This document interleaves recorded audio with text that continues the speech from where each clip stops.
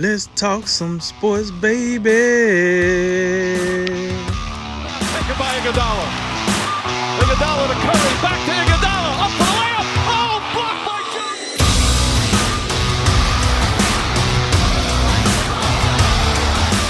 And remember, make tomorrow better than today, and make today better than yesterday. And you know what we gonna do. We gonna holler at you until next time, baby. We now turn to the NBA in the city of Philadelphia. Part of the process is over, although it's safe to say it wasn't quite the ending 76ers fans were hoping for. Brett Brown was fired after the 76ers were swept by the Boston Celtics after 7 years with the team.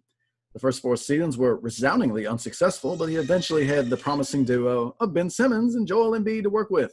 But after back-to-back Eastern Conference semifinal appearances, the 76ers could not take the next step, and Brett Brown is now unemployed. So, Cody, how did the 76ers get to this point, and what other changes should they make? Well, they got to this point through what we call the process, or what they called it anyway, and definitely predates the drink of wisdom because it started back in 2013. And really, we have to understand like how Philly got here, right? And basically, the idea is that Philly, they were struggling long before the process came along. Really, ever since Allen Iverson carried probably one of the worst finals teams ever to the big dance in 2000, and then was promptly beat 4-1 by Kobe and Shaq.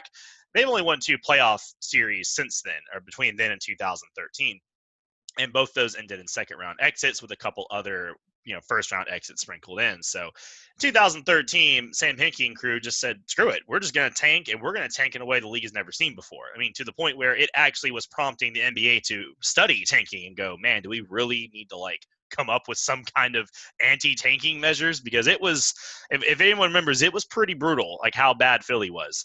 And Brett Brown was hired as part of that tanking venture, and they were 47 and 199 in those first 3 seasons, back when the NBA did play all their games. And, to be fair to Brown, he wasn't expected to do much during this time, right? He had to develop the talent they had and not set the building on fire, and that was pretty much his only 2 job check marks. We fast forward a couple years, and we do get Joel Embiid, former 3rd overall pick. He finally makes his appearance 2 years after being drafted, and they go 17-28 with him in the lineup before a knee injury finishes that season. That was a spark of, hey, maybe things are turning around, because for the Sixers, 17-28 was basically a miracle. And then the following season, Embiid gets healthy, and Simmons, who actually sat out his first rookie year as well, he gets on the scene in 2017, and everything changes in an instant for the 76ers. They go 52-30 that season. In 2017, they get the 3 seed in the East. They beat the Heat. They do get bounced by the Celtics in the second round. However, they didn't stop there. They come back for the next year. They get Jimmy Butler. They trade for Tobias Harris, and this team goes 51-31. They beat the Nets in the first round, and they take the eventual champion Toronto Raptors, led by Kawhi Leonard, to 7 games. And we all remember Kawhi's, game-winning shot in the corner, which did ultimately end that series. But that quelled some of the Brett Brown concerns at the time. There was already some musings of him maybe getting moved on for somebody else, but his, coaching in that series, I guess they thought was good enough to give him another season. So this season comes along. Jimmy Butler does walk. They do sign Al Horford for about $1 billion, but the record was disappointing. The team never really seemed to gel this season. Horford never really got his footing with the rest of the team in the lineup. And after that injury to Simmons in the bubble, they get swept by Boston, and it's in and out. So when you look at it overall, I think the thing with Brett Brown is it's hard to pin everything on him. No coach probably deserves all the blame for their team. Obviously your players have to play, your GM has to get you the right tools, etc. But this season was a colossal letdown. And anytime a team has a colossal letdown of a season, it's always going to blow back on the coach. When the expectations are finally high and then they're not met, it's hard to imagine anything besides a massive slew of injuries or the coach being at fault. And again, some of this you can say, well, Brett Brown's got a really unorthodox team. You have a giant post-up center. You have a 6'10" point guard who literally cannot shoot past 10 feet. You mix in Horford being out of place. You got your bench is like a collection of a lot of these one-trick pony guys. Most of them aren't shooters, which you really need on this team. And it didn't really work. It's not a raw talent issue. It's just a piece fitting issue. But at some point, you have to blame Brett Brown for some of this. And I think where it comes in is the defense. This team should have made their money on defense, and they didn't. And it was mostly a matter of effort and consistency, 2 things that coaching should provide, and they didn't have that. And I think that probably was the final, nail in the coffin, per se, for Brown.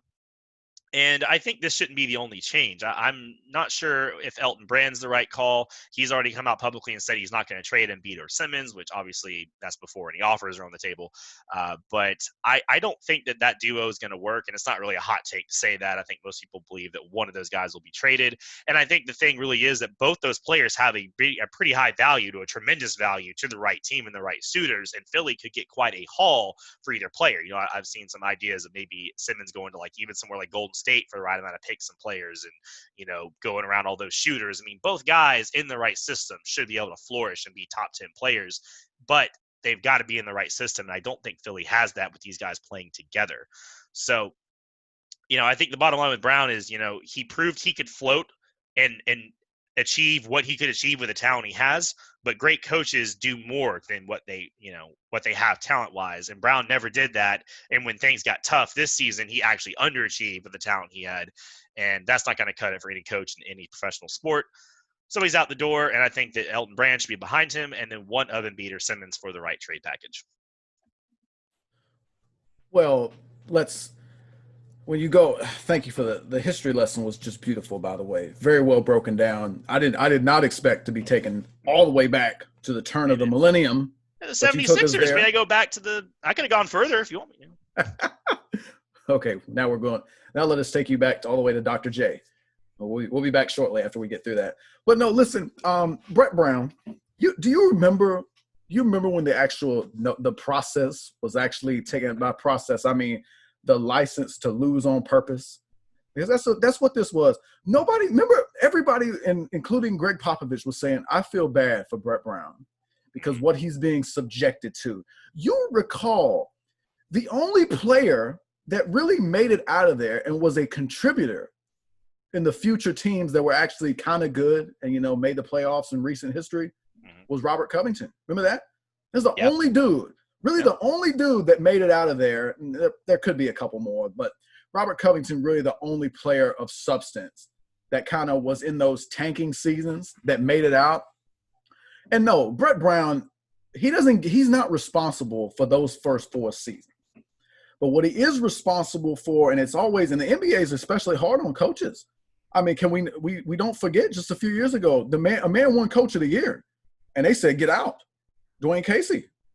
No, by the way, we can't get mad at him because then Nick Nurse comes in and he does the thing. We can't get mad at him. It worked out. Look, relevant to expectations, the 76ers did not take the logical next step. And sometimes it's hard that's a hard line because it's not always the progression is so smooth. Like some teams, they make it to a point, they take a step back and then they make it. Maybe next year will be the year for Philly. I don't believe that, by the way. But, it's not always a logical progression, but yet, I mean, you got to pay the price at some point. Two straight Eastern Conference semifinal appearances. This year, I was very, very vocal. I believe Drink felt the same way. We expected 4 teams to be leading the charge. We were looking at the Lakers, the Clippers, the Bucks, and the 4th team was the 76ers. And very early on, it was pretty evident that Philadelphia was not together. They were not put together as well as we thought they were, and they did. And Elton Brand went against the grain. He went big when a lot of teams are going small. You bring in Al Horford. You re-sign Tobias Harris. Drink always brings up a good point. I don't know this for a fact. I don't know if Jimmy Butler said, no, I just want to leave, or if Philadelphia just said we'd rather have Tobias Harris as opposed to Jimmy Butler. If that's the case, that's an absolute mistake. I thought it was a mistake then, and it's definitely a mistake now as we look at what Jimmy Butler is doing with the Miami Heat. But then again, I don't know that for sure. That is just, if that's what happened, that was a colossal mistake. We also can't forget J.J. Redick. You don't bring him back. Robert Covington, again, another guy you let go. All of those guys, well, Redick and Covington in particular, you need shooting. You got to have some level of shooting. Think about Philadelphia's starting lineup this year. Ben Simmons, Richardson, Horford, Harris, and Embiid. Where's the shooting? And not to say that none of those guys can't shoot.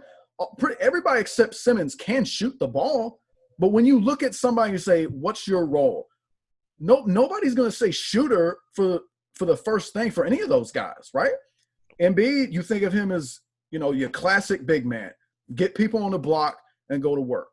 Horford, he's kind of your classic pick and pop guy. He can pop, and also defensive anchor, that type of thing. Tobias Harris, Swiss Army knife, does a little bit of everything. Josh Richardson, on the ball defender, classic tough guy on perimeter defender. And we know Ben Simmons, shooting would be the last thing anyone would talk about when it comes to Ben Simmons. The point is, you have to structurally, this team was not built well, especially when you look at the modern NBA. You have to have some level of shooting. They didn't have it. I say that many a time. When your best short shooter is Furkan Korkmaz, you got some problems.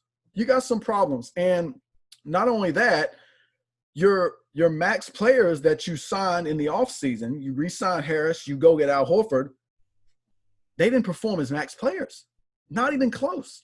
And so when you have that, and then you have Ben Simmons, you had the injury. I mean, that happened. So, but let me tell you, we don't believe for 1 second if Philadelphia has Ben Simmons that they beat Boston. I don't see that. I mean, they be better, but I don't see how they win that series, even if he's available. I think this was I think Brett Brown, I think they had to let him go. I mean, at some point you've peaked with who you have, and you've been in the same place for 7 years. And let's be honest. I mean, I think Joel Embiid and Ben Simmons, I don't think either one of those guys are particularly easy to coach. I mean, we know how vocal Joel Embiid is. We've seen just a myriad of inconsistent performances. We got, the inside the NBA crew calling him out, seemingly on a monthly basis. And then we'll see, a little spike in production. Then next thing you're putting up one of those horrific stat lines that make you say, really? Is this a guy that we think's a top 10 player in this league? And then Ben Simmons, I hate to just harp on the same thing, but I mean, you can't be a point guard in this league and be completely unwilling to shoot the ball. And please, spare me social media and these sports websites, spare me with the Ben Simmons videos at the Y or wherever he's at shooting jump shots. It's meaningless. So when you look at who should be the next coach, I don't know if there's a coach out there for these guys. Phil Jackson ain't coaching anymore. I mean, that'd be the one guy I'd look to that can say Phil can figure it out. Phil can take any level of talent and mesh it together. We've seen it just countless amounts of time. And then you talk about they've elected, it seems, to move forward with Ben Simmons and Joel Embiid. I think at some point, I think this was the season to where you try it again with those two. But yeah, I think at this point, I would let one of them go. I really would. I think there comes a point where you've spent this amount of time together, and not only has Brett Brown peaked with these guys, but maybe they've peaked as a duo. I don't know if it gets any better. I mean, this was a season we thought it should all come together. But again, you're absolutely right to talk about guys like Elton Brand. Elton Brand did not have a good first year as your GM. The moves he made in the offseason, I thought the Al Horford move would be good up front, but that's not how it turned out. It looks like a colossal mistake. It looks worse than the Tobias Harris contract. I don't think anyone could have predicted that Al Horford would look this level of out of sorts on this team. It was an absolute disaster. But I think more changes need to be made. I'm not gonna say Elton Brand should go. This was Elton Brand's first year as general manager, so that's a pretty hard line for me to kick a guy out of here after just 1 year. I think you let him. I think you let him try to continue, and you let him pick his coach and see what they make of things. But I think it is a little bit harsh to point the finger at Elton Brand, although he does deserve blame for this season. I just don't think he should lose his job. Yeah, that's fair. I was, for some reason, I thought he was there 2 years, but you're right. He's only been there one. That's rough. But I think with the Joel Embiid thing and the Ben Simmons thing, the last thing we'll say is, when we're talking about trading one of them, it's part of it is that the duo doesn't seem, like you said, it seems to have peaked. But also, you're not retooling that roster without getting rid of one of them. Like, you're not going to convince anyone to take Tobias Harris or Al Horford for anything other than pennies on the dollar. And there's no other. You're going to have to just run it back with those same guys. I mean, yeah, you make a few bench changes or whatever, but I mean, how much different can you make that roster keeping those two guys? That's your ammunition to rebuild the roster as you see fit. So, a lot of decisions to be made in Philly.